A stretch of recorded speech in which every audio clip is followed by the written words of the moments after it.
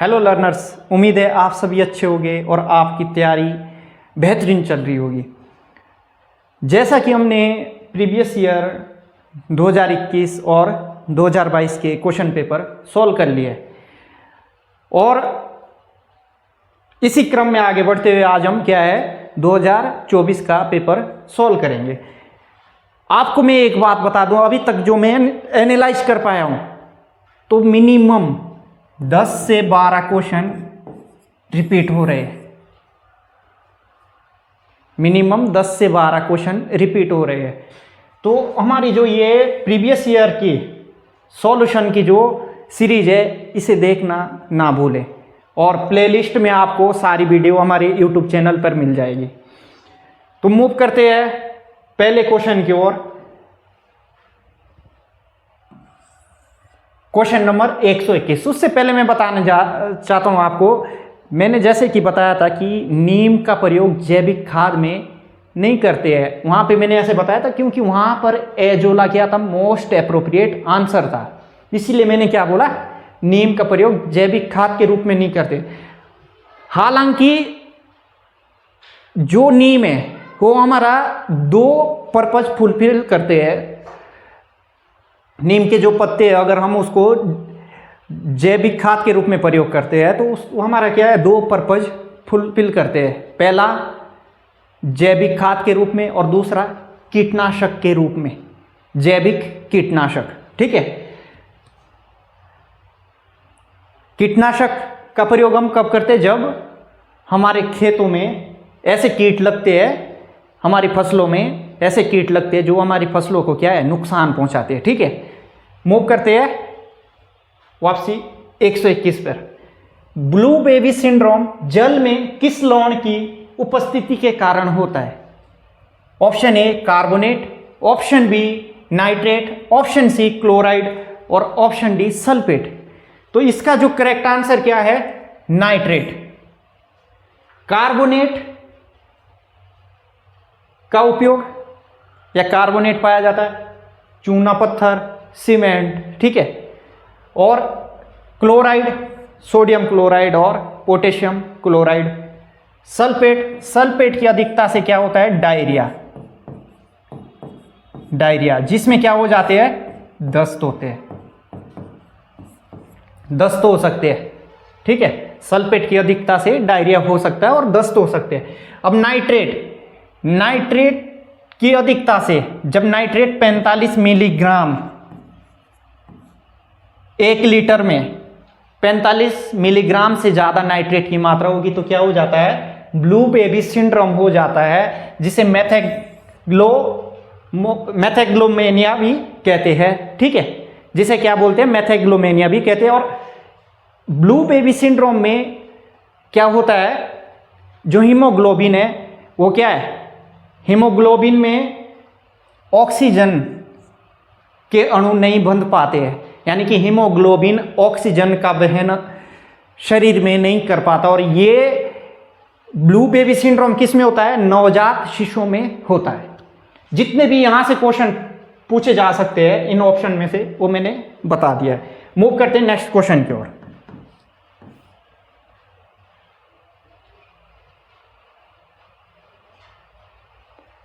Question number 122। Agrostology अध्ययन है। Agrostology is the study of which one? Option A पौधे का, ऑप्शन बी कृषि का, ऑप्शन सी शैवाल का, ऑप्शन डी घास का।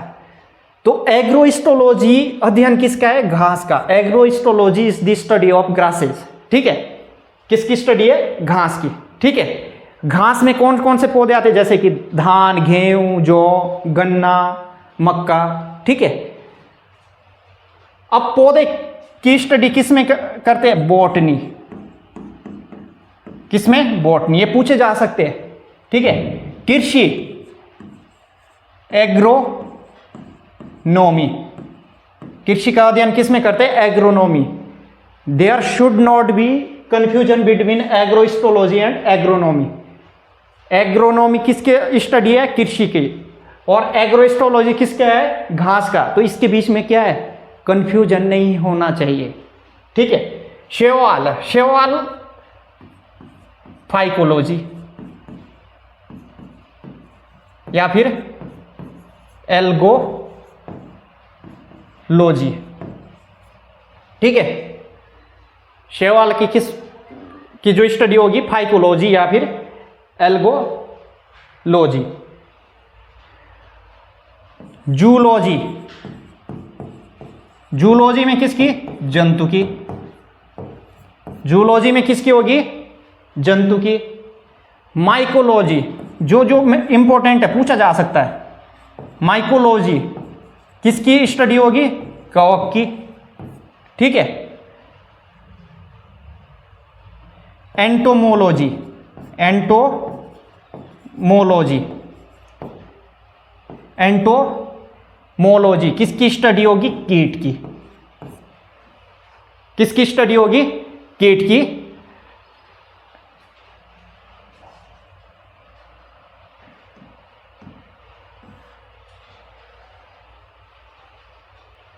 भारत के किस राज्य में मानसून का आगमन सबसे पहले होता है? Option A Paschim Bangal, option B Assam, option C Kerala, option D Maharashtra. Monsoon की हवाएं जो भारत के में जो सबसे पहले आती है वो केरल राज्य में आती है। ठीक है, जो आगमन होता है मानसून का वो केरल राज्य में सबसे पहले होता है। ठीक है, मूव करते हैं नेक्स्ट क्वेश्चन की ओर।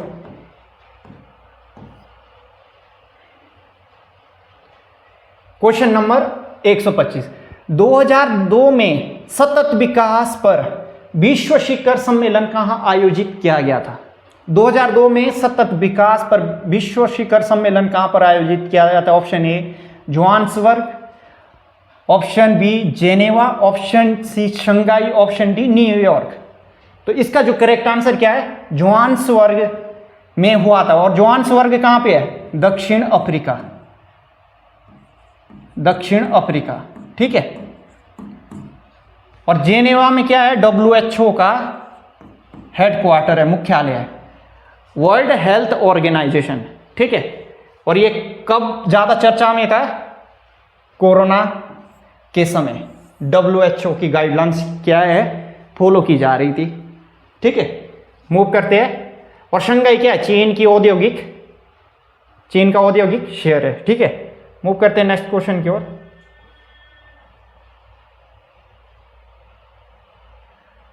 Question number 126। TLM teaching learning material यानी कि शिक्षण अधिगम सामग्रियां पर्यावरण अध्ययन के शिक्षण को सुदृढ़ करती है। ऑप्शन ए बोले गए शब्दों का पूरक बनकर, ऑप्शन बी गृह कार्य आसान बनाकर, ऑप्शन सी शिक्षक की गतिविधियों को कम करके, ऑप्शन डी उपयुक्त में से कोई नहीं। तो इसका जो करेक्ट आंसर है बोले गए शब्दों का पूरक बनकर। ठीक है, शिक्षण अधिगम सामग्रियां जैसे कि वीडियो, मॉडल, मानचित्र, ग्लोब। ठीक है, अब जो बोले गए शब्द है उसका पूरक बन करके यानी कि एग्जाम्पल बन करके। ठीक है, ठीक है, तो इसका क्या करेक्ट आंसर हो जाएगा? बोले गए शब्दों का पूरक बन करके शिक्षण अधिगम सामग्रियां। चार्ट है, चार्ट भी क्या है? शिक्षण अधिगम सामग्रियां। मूव करते हैं नेक्स्ट क्वेश्चन की ओर।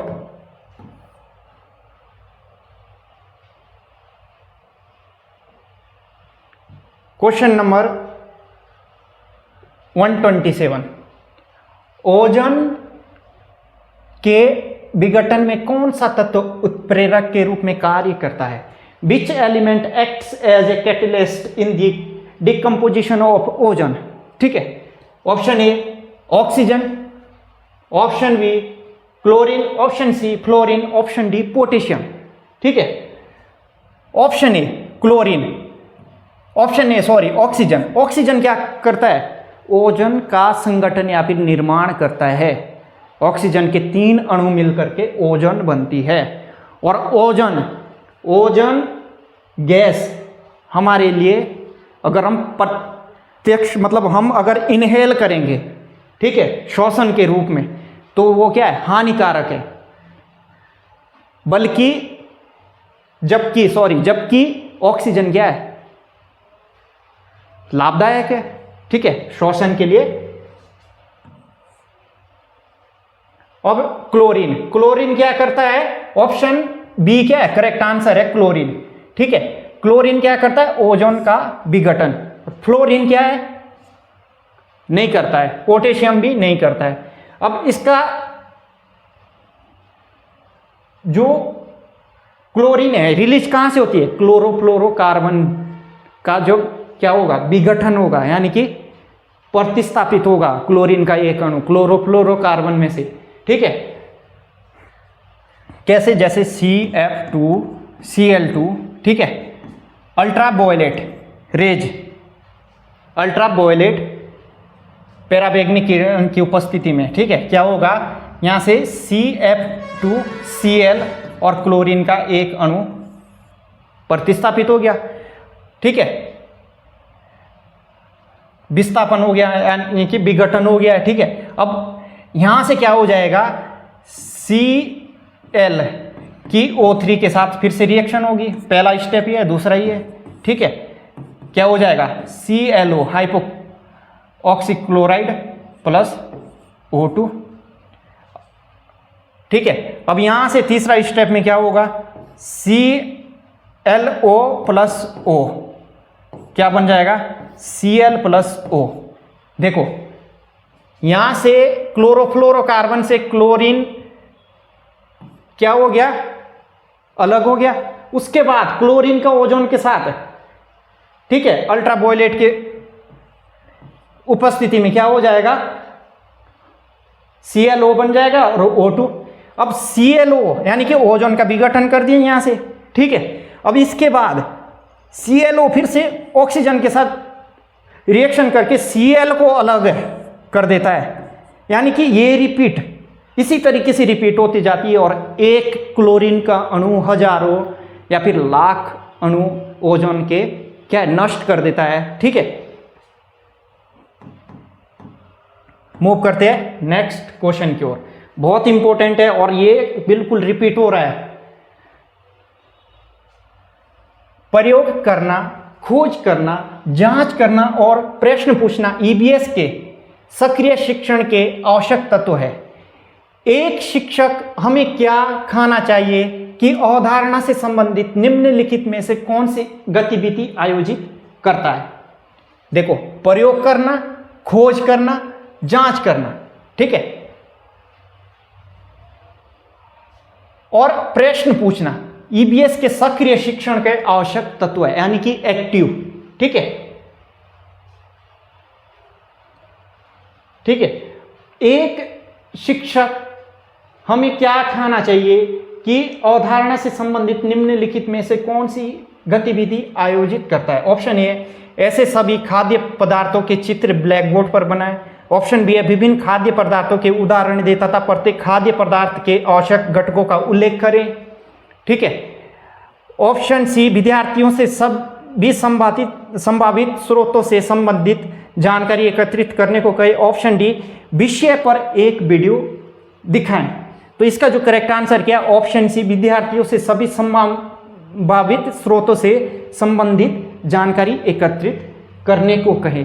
अब जानकारी एकत्रित करने के लिए क्या करना पड़ेगा, खोज करना पड़ेगा, जांच करना पड़ेगा, प्रश्न पूछना पड़ेगा और फिर प्रयोग करना पड़ेगा। फिर हमें पता चलेगा कि हमें क्या खाना चाहिए, ठीक है। मूव करते हैं नेक्स्ट क्वेश्चन की ओर।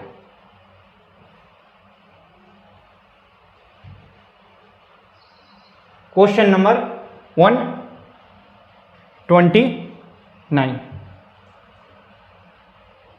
विश्व में सबसे तेजी से घटने वाला प्राकृतिक संसाधन है, कंटिन्यू रिपीट हो रहा है।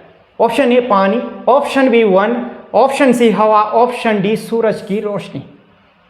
तो इसका जो करेक्ट आंसर क्या है, वन। क्या है, वन। पानी की कमी है, लेकिन सबसे तेजी से घटने वाला प्राकृतिक संसाधन पानी नहीं है, ठीक है, ठीक है। क्वेश्चन नंबर 131, विश्व प्रसिद्ध रिपोर्ट विकास की सीमाएं, जिसमें अनियंत्रित विकास के कारण विनाश की घोषणा की गई, किसके द्वारा लिखी गई, मीडोस और सहयोगी के द्वारा लिखी गई। ठीक है, कब लिखी गई? 1972 में मीडोस और उसके सहयोगी के द्वारा। और ब्रूटलैंड ने क्या दी थी? जैव विविधता की अवधारणा। जैव विविधता की अवधारणा किसने दी थी? ब्रूटलैंड ने। ठीक है, और कब दी थी? 1987 में ब्रूटलैंड ने जैव विविधता की अवधारणा दी थी। ठीक है,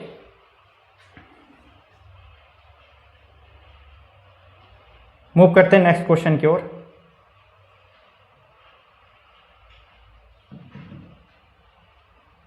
किस राज्य ने संयुक्त वन प्रबंधन, joint forest management, joint forest management, ठीक है, जॉइंट फॉरेस्ट मैनेजमेंट के लिए पहला प्रस्ताव पारित किया? पहला प्रस्ताव जो है, option A Madhya Pradesh, option B Karnataka, option C Himachal Pradesh और ऑप्शन डी उड़ीसा। कर्नाटक ने क्या है? पहला प्रस्ताव पारित किया। किसने? कर्नाटक ने। जॉइंट फॉरेस्ट मैनेजमेंट यानी कि संयुक्त वन प्रबंधन के लिए। और लागू किसने किया? मध्य प्रदेश ने लागू किया। और ये बिल्कुल इंपॉर्टेंट है, अगर एक बार पूछा गया कि किसने पारित किया तो अगली बार क्या पूछा जा सकता है कि किसने लागू किया। ठीक है, मूव करते हैं नेक्स्ट क्वेश्चन की ओर।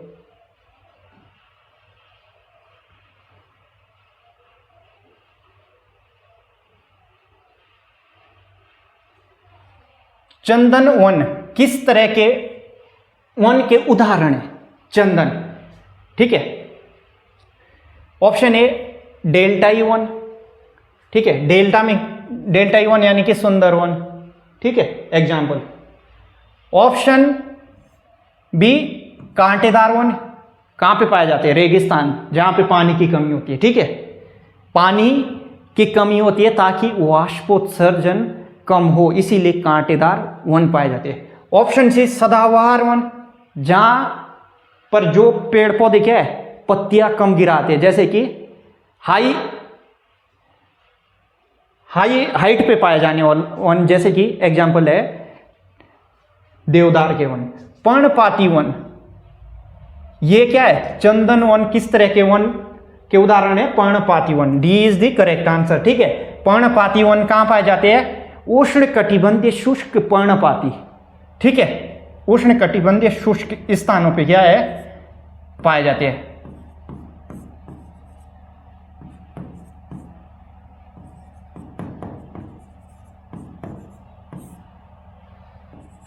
शुष्क, ठीक है, मूव करते हैं नेक्स्ट क्वेश्चन की ओर। Question number 134। तेल रिसाव के बारे में निम्नलिखित में से कौन सा कथन सत्य है? ऑप्शन ए तेल रिसाव से जैविक ऑक्सीजन की मांग बढ़ जाती है।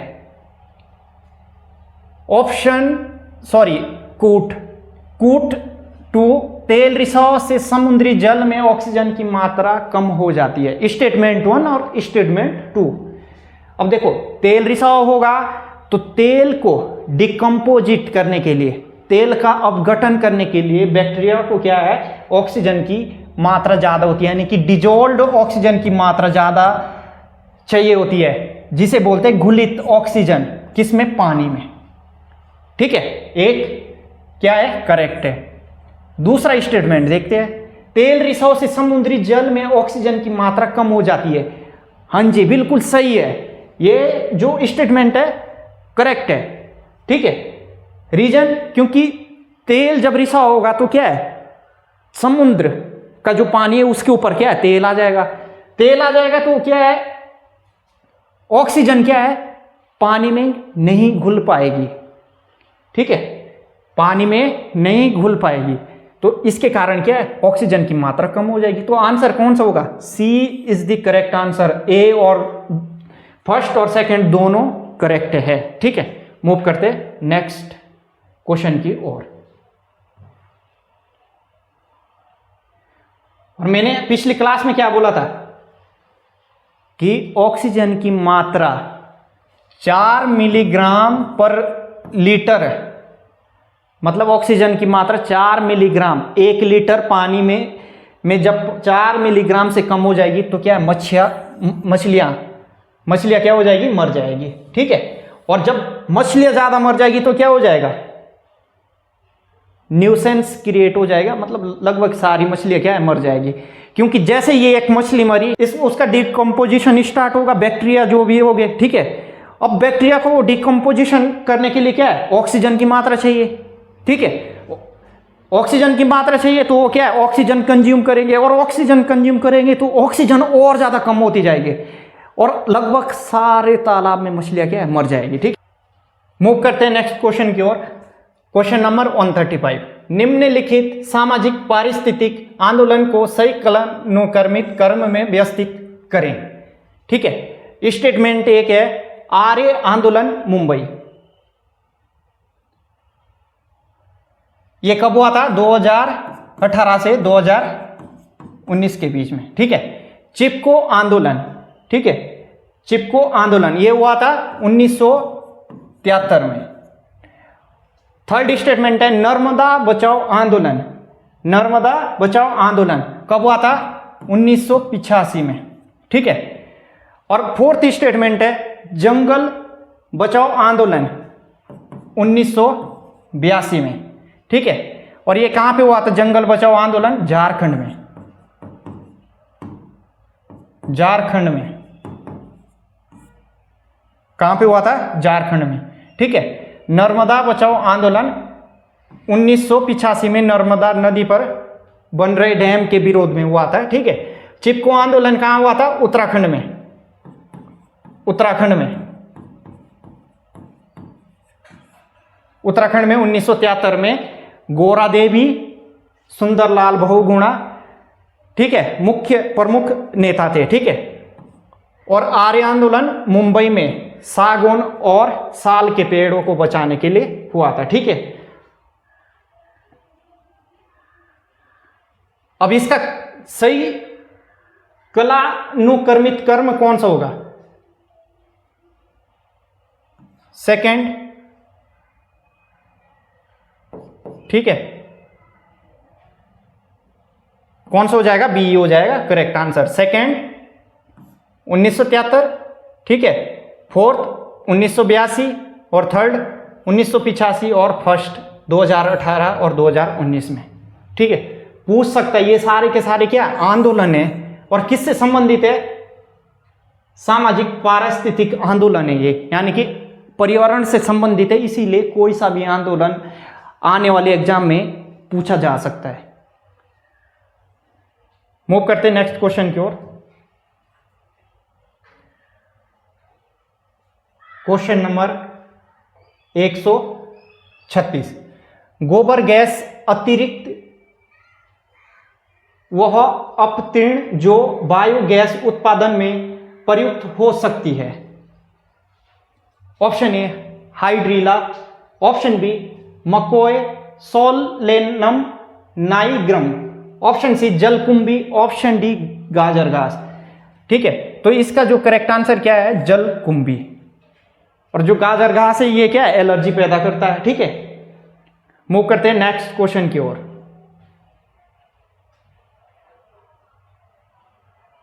Option number 137, Great Himalayan National Park किस राज्य में स्थित है, ग्रेट हिमालयन नेशनल पार्क कहां पर है, हिमाचल प्रदेश में। जम्मू कश्मीर में दाचिगामी नेशनल पार्क। ठीक है, उत्तराखंड में कार्बेट, जिम कार्बेट, जिसे किया है हेली नेशनल पार्क, जिसका नाम रखा गया है। ठीक है, राजाजी नेशनल पार्क, ये क्या है, उत्तराखंड में। मूव करते हैं नेक्स्ट क्वेश्चन की ओर।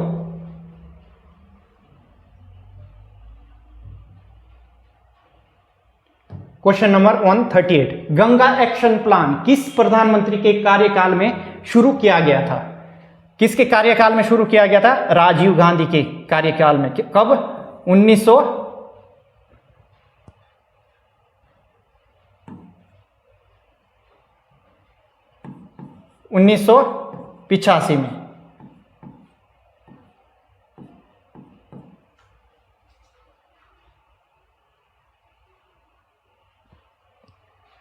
1985 में क्या है, इसका फेज 1 यानी कि प्रथम चरण शुरू हुआ था। ठीक है, और ये किससे संबंधित है, गंगा की सफाई से संबंधित है। ठीक है, किससे संबंधित है, गंगा की सफाई से संबंधित है।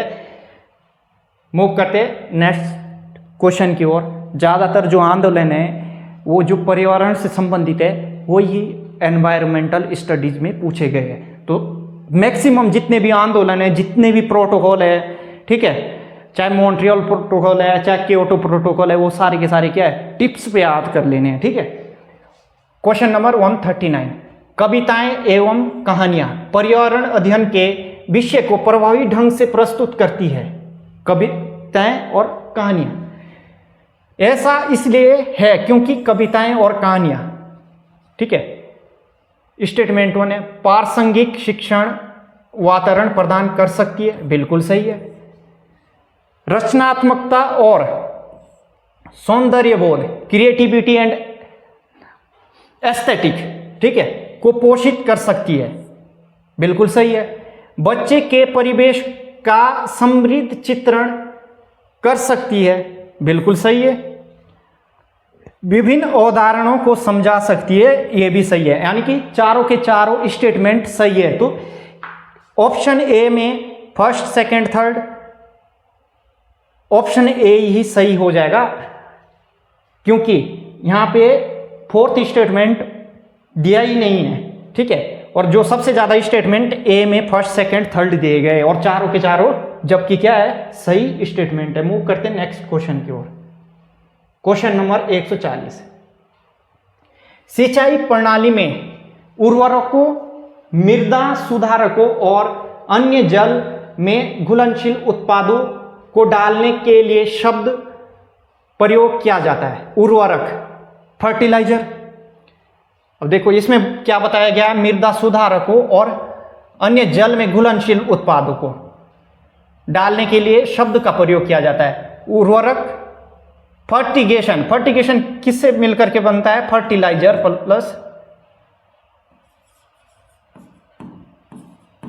Fertiliser plus irrigation, irrigation.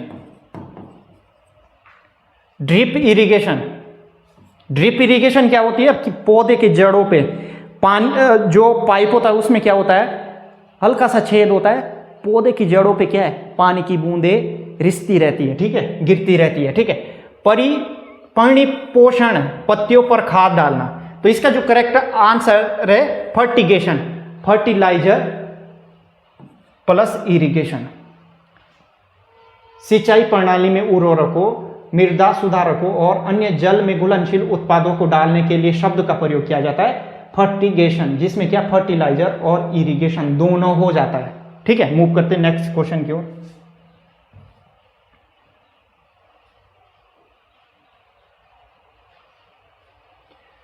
Question number 141, निम्नलिखित में से कौन सा सजीव और निर्जीव घटक के बीच परस्पर क्रिया का उदाहरण है। खाद्य श्रृंखला, खाद्य श्रृंखला में अगर मैं बात करूं, ठीक है, जैसे कि पौधे, पौधे को खा रहा है हिरण, तो पौधे क्या है, जीवित है। और हमने किसका संबंध बोलना है, सजीव और निर्जीव। पौधे क्या है, जीवित है, और खा कौन रहा है, हिरण, वो भी जीवित है। तो खाद्य श्रृंखला, ये ऑप्शन ए, ये भी नहीं है। खाद्य जाल, खाद्य जाल में भी सेम ऐसे ही होता है, जैसे कि सांप को क्या है, मेंढक ने खाया, मेंढक क्या है, जीवित है, और सांप भी क्या है, जीवित है, तो ये भी नहीं हो सकता है ऑप्शन बी। शिकार करना, अब शिकार कौन कर रहा है, जैसे कि शेर हिरण का शिकार कर रहा है, तो हिरण क्या है, जीवित है, और शेर भी जीवित है, तो ये भी नहीं है। सजीव और निर्जीव के बीच में बोलना है। जल चक्र, अब जल चक्र,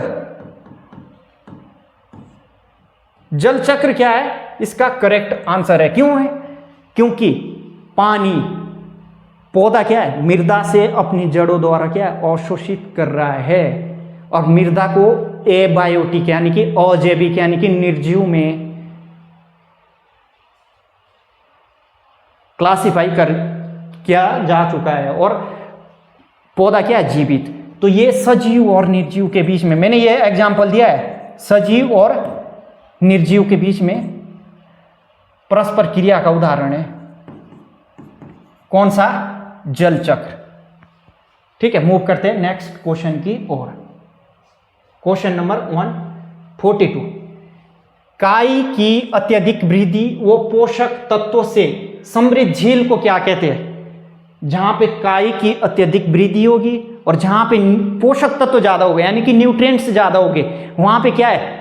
डिजोल्व्ड ऑक्सीजन यानी कि घुलित ऑक्सीजन कम होगी और उसे क्या कहते हैं? यूट्रोफिक कहते हैं। ऑप्शन ए करेक्ट है। ठीक है, ऑप्शन ए क्या है? करेक्ट है। उसे क्या कहते हैं? यूट्रोपिक कहते हैं। अब ओलिगोट्रोपिक में क्या होता है? ओलिगोट्रोपिक में पोषक तत्व क्या हो गए? कम हो गए। पोषक तत्व क्या हो गए? कम हो गए। ठीक है, पोषक तत्व कम हो गए और क्या होगा? इसमें क्या होगा? पानी कैसा होगा? साफ होगा। जल कैसा होगा? फिर जब पोषक तत्व कम है तो घुलित ऑक्सीजन की मात्रा क्या होगी? ज्यादा होगी। ठीक है, तो जल कैसा होगा? साफ होगा। और डायस्ट्रोपिक में क्या होगा?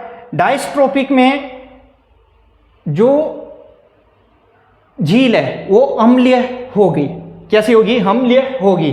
ठीक है, और ह्यूमिक एसिड की मात्रा इसमें होती है डायस्ट्रोपिक झील में। ठीक है, अब है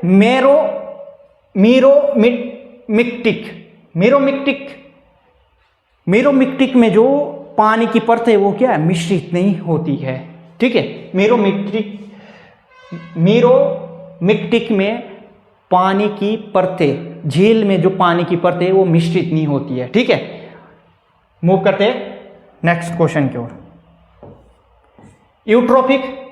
यूट्रोपिक में क्या होता है?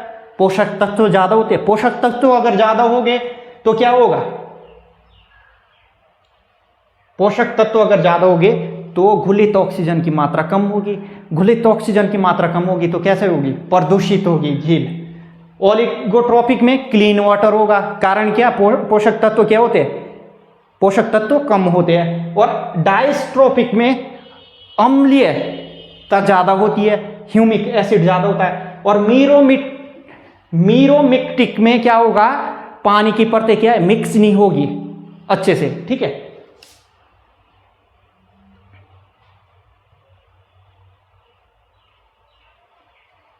भारत सरकार ने जल अधिनियम पारित किया प्रदूषण निवारण एवं नियंत्रण के लिए। ठीक है, प्रदूषण निवारण एवं नियंत्रण के लिए जल अधिनियम कब पारित किया? 1974 में पारित किया गया था। ठीक है, 1974 में पारित किया था। ठीक है, 1974 में पारित किया। ऐसे ही वायु प्रदूषण निवारण एवं नियंत्रण के लिए कब किया गया था? वायु प्रदूषण की अगर बात की जाए उसके निवारण और नियंत्रण के लिए कब किया गया था? 1981 में। ये जितने भी अधिनियम है, ठीक है, पूछे जा रहे हैं, जैसे कि पर्यावरण संरक्षण अधिनियम 1986 में। ठीक है, पर्यावरण संरक्षण अधिनियम 1986 में पारित किया गया था। ठीक है, मूव करते हैं नेक्स्ट क्वेश्चन की ओर। क्वेश्चन नंबर 144, समुदाय के बारे में निम्नलिखित में से कौन से कथन सत्य है? कथन एक है समुदाय स्थिर या कठोर होता है। कथन दूसरा है समुदाय बड़े या छोटे हो सकते हैं। कथन तीसरा है अधिकांश मामलों में समुदाय का नाम प्रमुख पौधों की प्रजाति के नाम पर रखा जाता है। तो समुदाय बड़े या छोटे हो सकते हैं, बिल्कुल सही है। अधिकांश मामलों में समुदाय का नाम क्या है? समुदायों का नाम प्रमुख पौधों की प्रजाति, जो उसमें प्रमुख पौधों की प्रजाति है उसके नाम पर रखा जाता है। तो ये दोनों सही है। अब जबकि समुदाय स्थिर या कठोर नहीं होता है। ठीक है, समुदाय स्थिर नहीं होता है। ठीक है, अब इसका जो करेक्ट आंसर है ऑप्शन बी, केवल दूसरा और तीसरा। ठीक है, मूव करते हैं नेक्स्ट क्वेश्चन की ओर। Question number 145। अब भी मैंने बोला था वायु प्रदूषण निवारण एवं नियंत्रण अधिनियम 1981 किस अनुच्छेद के तहत राज्य किसी भी क्षेत्र को वायु प्रदूषण निवारण क्षेत्र घोषित कर सकता है? ठीक है, ये किसके तहत है? 19 के तहत। ठीक है, 19 के तहत। ठीक है, और 20 के तहत क्या होता है? 20 के तहत, ठीक है, 20 के तहत होता है मोटर वाहनों से वायु प्रदूषण पर नियंत्रण। मोटर वाहनों से वायु प्रदूषण पर नियंत्रण।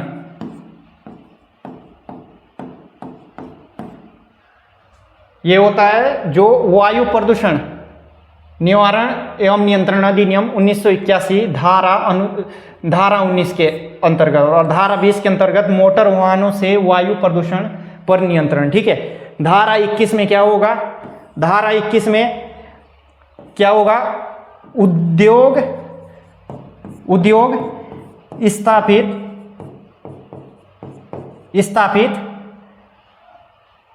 करने से पहले क्या करना पड़ेगा? करने से पहले अनुमति। पहले क्या लेनी पड़ेगी? अनुमति। ठीक है,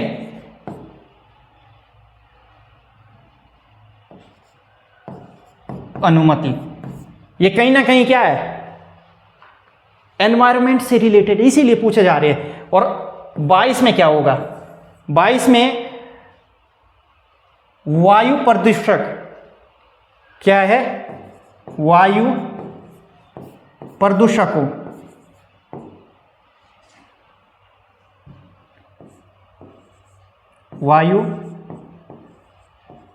प्रदूषकों के उत्सर्जन पर रोक। किस में होगा ये?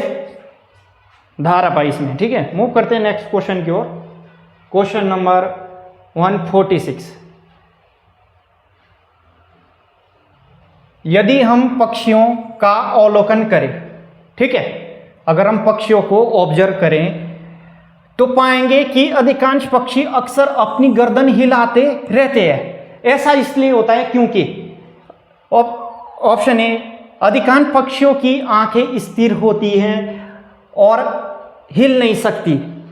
ऑप्शन बी, उनके कान ढके होते हैं और वे उड़ सकते हैं। ठीक है। ऑप्शन सी, पक्षियों की दो आंखें होती है। ऑप्शन डी, उनकी आंखें एक समय में दो अलग अलग वस्तुओं पर ध्यान केंद्रित कर सकती है।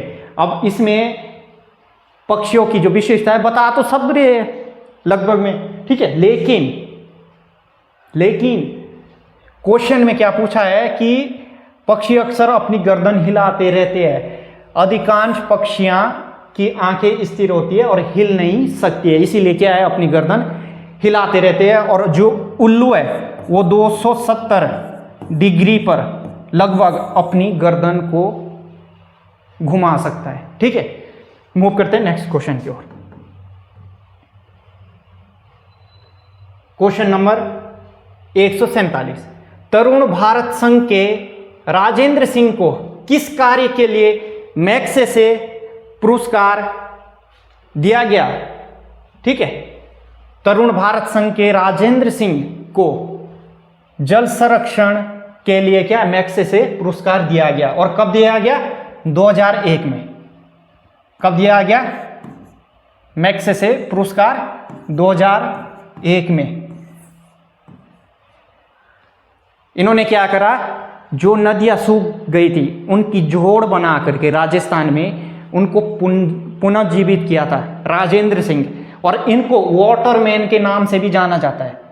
मोस्ट इंपॉर्टेंट पूछा जा सकता है, वाटरमैन इनमें से कौन से व्यक्ति है यार? ठीक है, वाटरमैन किसके नाम से जाना जाता है? वाटरमैन के नाम से। किसको? राजेंद्र सिंह को वाटरमैन के नाम से भी जाना जाता है।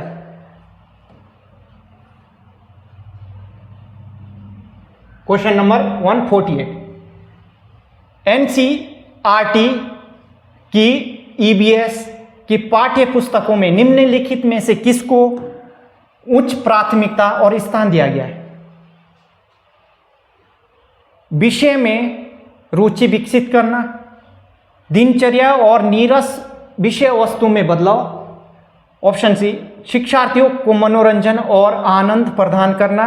ऑप्शन डी, शिक्षार्थियों में कल्पनाशील सृजनात्मक क्षमता को बढ़ाना। तो प्राथमिकता जो दी गई है किसके लिए? कल्पनाशीलता और सृजनात्मकता को बढ़ाने के लिए। कल्पनाशीलता क्या होती है? इमेजिनेशन पावर और क्रिएटिविटी को बढ़ाने के लिए। ठीक है, क्या दी गई है? प्राथमिकता, प्रायोरिटी। ठीक है, मूव करते हैं नेक्स्ट क्वेश्चन की ओर। जितनी ज्यादा क्रिएटिविटी होगी, ठीक है, और जितनी ज्यादा इमेजिनेशन पावर होगी उतने अच्छे से क्या है समझा पाएंगे। ठीक है, हम मूव करते हैं नेक्स्ट क्वेश्चन की ओर। 149 एनसीएफ नेशनल करिकुलम फ्रेमवर्क 2005 के अनुसार निम्नलिखित में से कौन सा ईबीएस पर्यावरण अध्ययन का विषय है? ऑप्शन ए भोजन, ऑप्शन बी मौसम, ऑप्शन सी ऊर्जा, ऑप्शन डी सौर परिवार। तो इसका जो करेक्ट आंसर क्या है? भोजन, आवास। ठीक है, ये ऐसे ही क्या है? परिवार एवं मित्र। ठीक है, खेल, ये क्या है जो ईबीएस में NCF national framework curriculum framework के द्वारा क्या है विषय बनाए गए हैं। ठीक है, और सारे के सारे विषय डिटेल में हम क्या है अपने एप्लीकेशन सारथी कोचिंग सेंटर पर थ्योरी करेंगे अच्छे से, और जिसका बैच जल्दी ही आपके बीच में लॉन्च किया जाएगा और आपको सूचना दी जाएगी हमारे यूट्यूब चैनल पर। और 20 तारीख से हमारा क्या है ईबीएस का पेपर 1 और पेपर 2 के बैचेस स्टार्ट हो गए। ठीक है, और प्रत्येक सब्जेक्ट के क्या है अलग से टीचर होंगे और जो कि अपना 100% देंगे और बेस्ट कंटेंट देंगे। ठीक है, हमारे चैनल से इसी तरीके से जुड़े रहिए। अब है क्वेश्चन नंबर 150, लास्ट क्वेश्चन।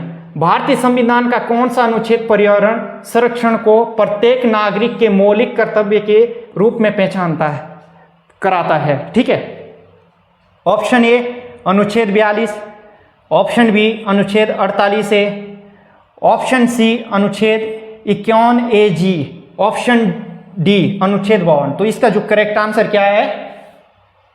इसका करेक्ट आंसर है ऑप्शन सी 51 ए जी, क्योंकि मौलिक कर्तव्य है किसमें है? 51 ए में है। तो दूसरे तो ऑप्शन हो ही नहीं सकते। अगर थोड़ा सा मतलब पढ़ा हुआ है तो वे क्या है आप बिल्कुल करेक्ट कर सकते हो आंसर। तो ए के 51 ए के अंदर जी में क्या है? क्या है? पर्यावरण संरक्षण। ठीक है, और अनुच्छेद 48 से नीति निर्देशक तत्व में भी ठीक है, लेकिन वो मौलिक कर्तव्य के अंतर्गत नहीं आता है, वो नीति निर्देशक तत्व के अंतर्गत आता है। ठीक है, ये मैंने जो 2021-22 के पेपर है उसमें भी कराया था। और जितने भी एनवायरनमेंट से रिलेटेड आर्टिकल है, ठीक है, या फिर समझौते हैं जैसे कि प्रोटोकॉल है, अधिनियम है, वो सारे के सारे क्या पूछे जा रहे हैं। चलो मिलते हैं नेक्स्ट क्लास में। धन्यवाद।